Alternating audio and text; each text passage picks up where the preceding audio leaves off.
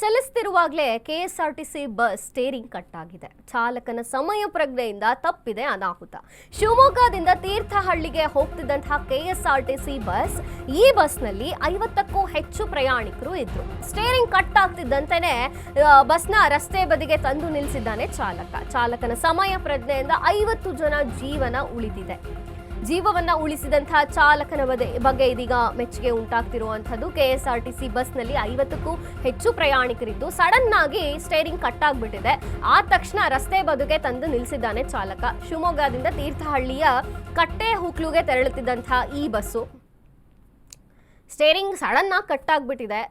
ಚಾಲಕನ ಸಮಯ ಪ್ರಜ್ಞೆ ಈ ಹೊತ್ತಲ್ಲಿ ವರ್ಕ್ ಆಗ್ತಿದೆ. ನಿಜವಾಗ್ಲೂ ಚಾಲಕನಿಗೆ ಹ್ಯಾಟ್ಸ್ ಆಫ್ ಹೇಳಲೇಬೇಕು. 50ಕ್ಕಿಂತ ಹೆಚ್ಚು ಜನ ಬಸ್ನಲ್ಲಿ ಪ್ರಯಾಣಿಸ್ತಿದ್ರು ಅನ್ನುವಂಥ ಮಾಹಿತಿ ಇದೆ. ಶಿವಮೊಗ್ಗದಿಂದ ತೀರ್ಥಹಳ್ಳಿಗೆ ಹೋಗ್ತಿದ್ದಂಥ ಕೆಎಸ್ಆರ್ಟಿಸಿ ಬಸ್ ಇದು. ಸಡನ್ ಆಗಿ ಹಿಂಗಾದಾಗ ಏನು ಮಾಡಬೇಕು ಅಂತ ತೋಚಲ್ಲ. ಆದರೆ ಆ ಚಾಲಕನ ಸಮಯ ಪ್ರಜ್ಞೆಯಿಂದ ಇದೀಗ 50 ಜನರ ಜೀವ ಉಳಿದಿರುವಂಥದ್ದು.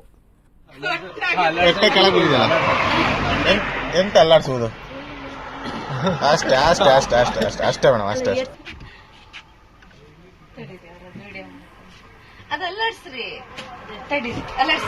ನೋಡ್ರಿ ಅಲರ್ಟ್ಸಕ್ಕಿಲ್ಲ, ನೋಡ್ರಿ ಕೆಳಗೆ